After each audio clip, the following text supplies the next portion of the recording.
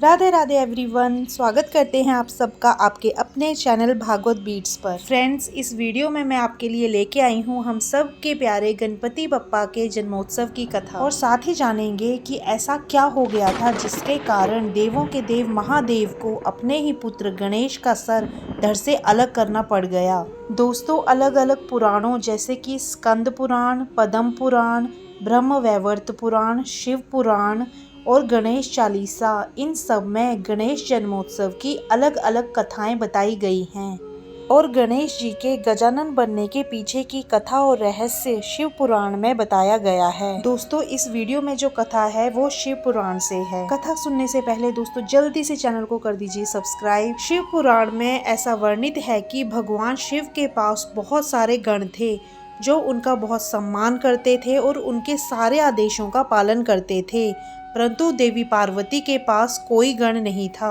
और ना ही उनकी कोई संतान थी। इस बात से वे बहुत ज्यादा दुखी थी। एक बार देवी पार्वती ने शिव के गण नंदी से बोला, देखो नंदी, मैं स्नान करने के लिए अंदर जा रही हूँ, ध्यान रहे कोई भी अंदर ना आए।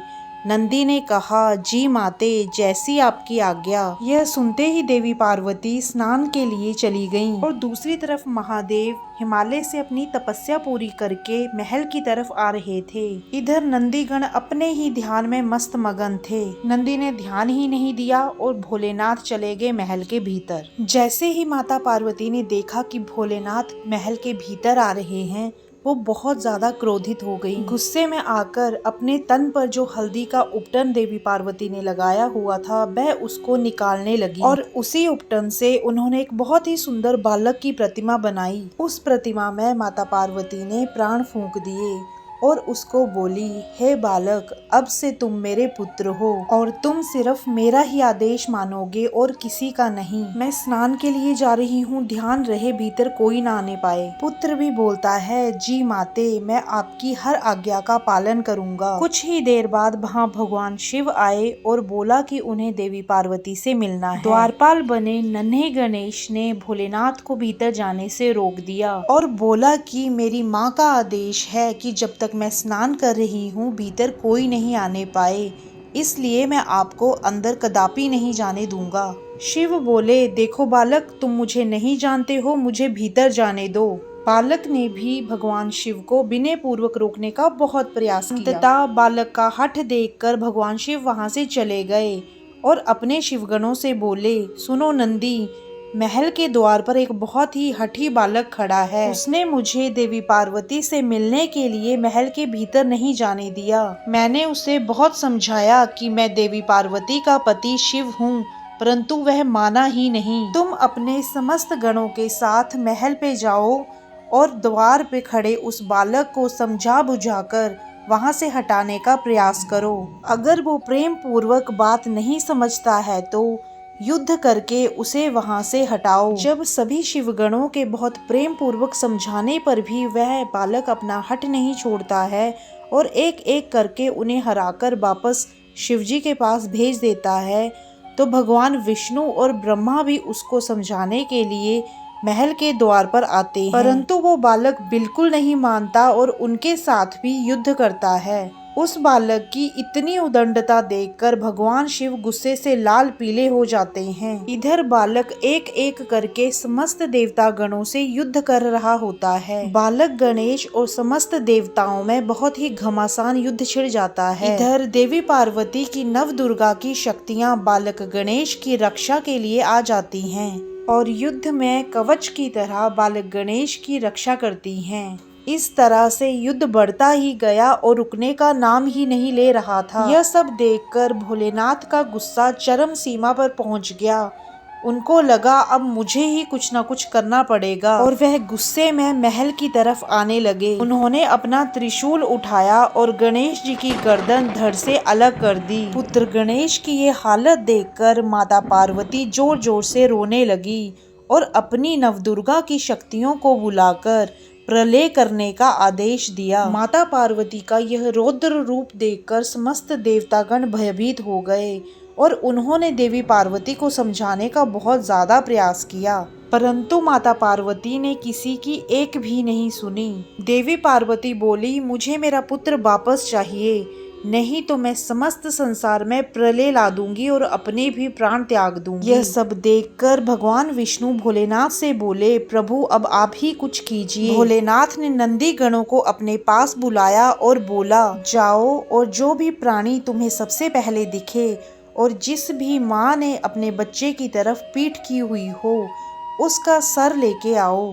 नंदी अपने समस्त गणों के साथ जाते हैं और एक हाथी का सर काटकर भगवान शिव को दे देते हैं। भगवान शिव उस हाथी के सिर को बालक के धड़ के साथ लगाकर बालक को पुनः जीवित कर देते हैं और उन्हें आशीर्वाद देते हैं कि कोई भी मांगलिक कार्य अगर होगा तो सबसे पहले गणेश की पूजा होगी, नहीं तो वो कार्य सफल नहीं होगा। और गणेश को अपने समस्त गणों का अध्यक्ष घोषित करते हुए यह आशीर्वाद भी दिया कि विघ्न नाश करने में गणेश का नाम सर्वोपरि होगा। इसीलिए भगवान गणेश को विघ्नहर्ता भी कहा जाता है। समस्त देवताओं ने भी गणेश जी को आशीर्वाद दिया। आइए अब जानते हैं कि वो क्या वजह थी जिसके कारण भोलेनाथ को अपने ही पुत्र गणेश का सर काटना पड़ा। और वो क्या वजह थी जिसके कारण देवी पार्वती और भोलेनाथ को इतनी भारी पीड़ा सहन करनी पड़ी। ब्रह्म वैवर्त पुराण और शिव पुराण के अनुसार पौराणिक काल में दो राक्षस थे।